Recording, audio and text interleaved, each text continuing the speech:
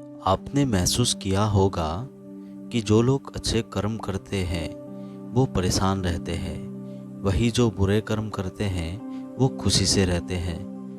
अच्छे कर्म करने वाले परेशान होते हैं कि आखिर उन्हें इतनी परीक्षा क्यों देनी पड़ रही है, जबकि जो अधर्म की राह में हैं वो खुश हैं और जिंदगी का लुत्फ उठा रहे हैं।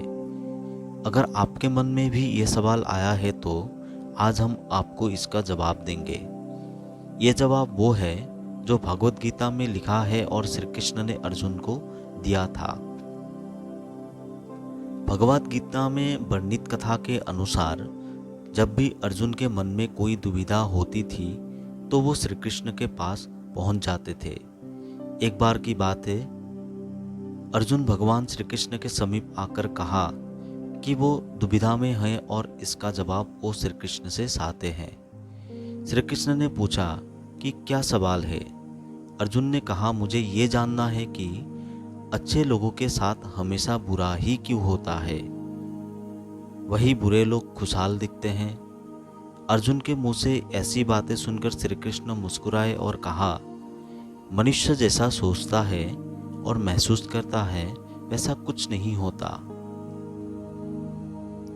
अर्जुन को उनकी बात समझ में नहीं आई। इसके बाद श्री कृष्ण ने क्या कहा वो जानते हैं। श्री कृष्ण ने अर्जुन से कहा, पार्थ, मैं तुम्हें एक कथा सुनाता हूँ। उसे सुनकर तुम समझ जाओगे कि हर प्राणी को उसके कर्म के हिसाब से ही फल मिलता है। प्रकृति हर किसी को अपनी राह सुनने का मौका देती है। अब वो मनुष्य की इच्छा पर निर्भर करता है कि उसे धर्म की राह सुननी है या अधर्म की। कथा शुरू करते हुए श्री कृष्ण ने कहा, एक नगर में दो पुरुष रहा करते थे। एक पुरुष व्यापारी था जिसके जीवन में धर्म की बहुत महत्व थी। वो पूजा पाठ में यकीन रखता था। वो हर रोज मंदिर जाता था और दान धर्म भी करता था और हर रोज भगवान की पूजा करता था। वही दूसरा पुरुष बिल्कुल विपरीत था। वो हर रोज मंदिर तो जाता था लेकिन पूजा करने नहीं, बल्कि मंदिर के बाहर से जूता चप्पल चुराने। उसे दान और धर्म से कोई लेना देना नहीं था। समय बीतता गया और एक दिन बहुत जोर से बारिश हो रही थी। इसी वजह से मंदिर में पुजारी के अलावा कोई नहीं था। ये बात जब दूसरे पुरुष को पता चली तो उसने कहा कि ये सही मौका है मंदिर का धन चुराने के लिए। पंडित से नजर बसाकर उसने मंदिर का सारा धन चुरा लिया। उसी समय धर्म कर्म में विश्वास रखने वाला व्यक्ति भी मंदिर पहुंचा।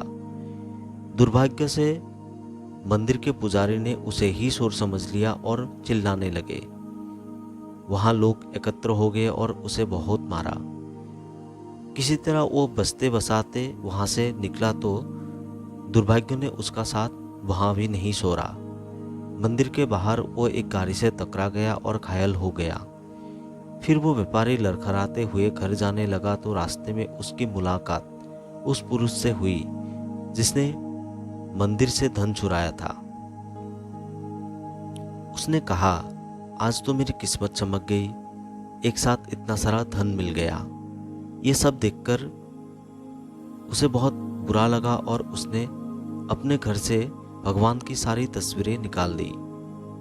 कुछ सालों बाद दोनों पुरुषों की मृत्यु हो गई।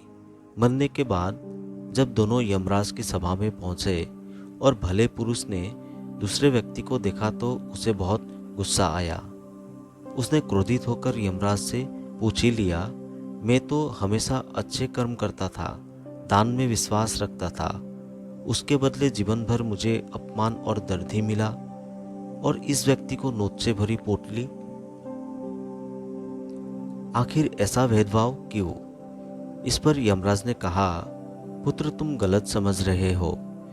जिस दिन तुम्हारी गाड़ी से टक्कर हुई थी वो दिन तुम्हारे जीवन का आखिरी दिन था, परंतु तुम्हारे अच्छे कर्म की वजह से तुम्हारी मौत सिर्फ एक सोच में बदल गई। तुम इस दुष्ट व्यक्ति के बारे में जानना चाहते हो? दरअसल इसके भाग्य में राजयोग था, मगर इसके कुकर्म और अधर्म की वजह से वो सिर्फ एक छोटी सी धन की पोटली में बदल गया। कथा सुनाने के बाद श्री कृष्ण अर्जुन से कहते हैं, पार्थ, क्या अब तुम्हें तुम्हारे सवाल का जवाब मिल गया? ऐसा सोचना कि भगवान तुम्हारे कर्म को नज़रअंदाज कर रहे हैं, ये बिल्कुल भी सत्य नहीं है।